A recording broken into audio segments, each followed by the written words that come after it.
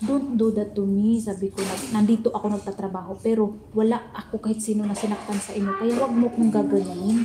Sabi ko, hindi mo ko kaano-ano. Alam mo yung, nagdala na rin ako. Sabi ko, hindi mo ko kaano-ano para saktan mo ko. Sabi ko, di ba rin akong bibiruin mo ko ng ibang pa-touch lang na gano'n. Pero yung, ang lakas kasi, talaga nagulat ako. Ito sila. Nagulat ako. Ito sila. Magganyan lang Ano? si mama nila. Pero kami dito.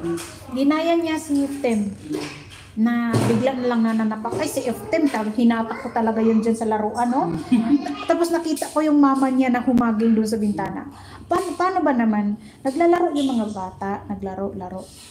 Ngayon, ano ko siya, sabi ko, nasasaktan na si Ahmad. Si Ahmad iyak na ng iyak eh, kasi nga sinisipa niya, tapos binabato pa niya.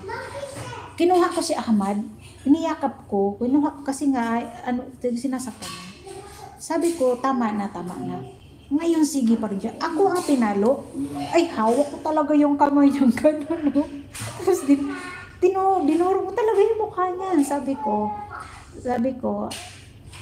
baga parang inano ko, nakarapatan kong ipagtanggol kasi alaga ko, tsaka nasasaktan na eh. Tapos, alam ko sinipa niya ako habang hawak ko siya. Tapos, ngayon maingay yung si Salom. Tapos, inaano niya na, mama, ganon, kasi nga hinahawakan ko. Sabi ko, okay lang na maglaro kayo, pero yung sasaktan mo na umiiyak na nga eh, tapos inaano mo pa. Tapos nung inano ko, ako yung sinaktan. Ay, talagang sabi ko, ay, wag mo akong gaganyanin. Sabi ko, wag mo akong gaganyanin, hindi mo ako, kaaway. Simula nun parang siya, pero si Jeannie, alam mo ba, sa mga bata dito si Jeannie, kawawa kaya. Kawawa, sabi ko. Si Zahir, yung host kaya, asok ako. Tapos hinihatak pa yung buhok niya. Tapos bigyan nila ako ni Zahir. Sinuha ko kaya ang host, inunod sa nila. Ganun o, sige, pwede mo ka. Kasi nga pag isang beses, ang kailangan lang kasi natin, pag isang beses ka sinaktan, iparamdam mo na agad. Paramdam mo na. Ito si Hasen, kumain isa dyan. Kinuha ko yan, pinahawak ko talaga yung tae sa kanya. Takot na siya. Si Jenny pa naman halos nakaganyan din, nakalugay. Tapos bigla na lang yayango siya. Sabi ko, huwag kang papayag. Alam mo yung bata, pag inaasar ka ng inaasar, di ba nakaka-high blood? Magmumroblema yan today sa akin. Kasi sinasabihan ko, walang klase, gising ka tag alas 10, alas 11. Pagtingin niya sa oras, alas 6, hindi siya pamalit. Balik siya tulog. Bakit ang aga-aga niya nagigising? Sabi niya,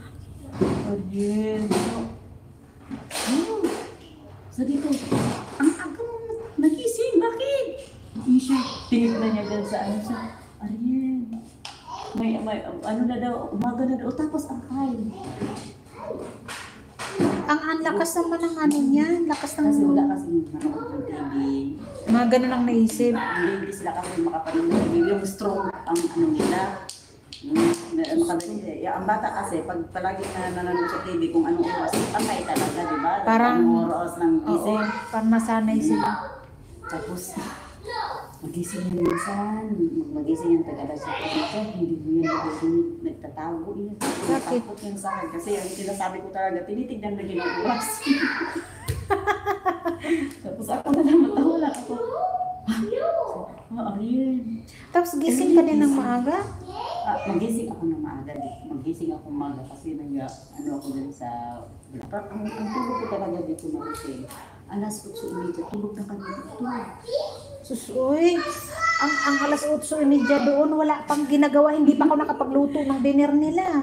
Bernes, Sabado, yan. Kasi pag alas 8 na sila magpunta doon. Mag alas 8. Pag alas 8 na wala na ako yan, wala na tao. Kasi wala na. may pasok Pag wala. may pasok yan, alas 6:30, wala na yan. Alas 6:30 kain, alas 7 maligo. Diretso na yan sila lahat. Ang ganda naman ng rotation. Doon talaga, pag Ako nga mismo nagsabi sa amo ko yan. pag alas 8 walang ginagawa yan, hindi pa nagluluto, hindi nagsasabi kung kakainin ng mga anak niya.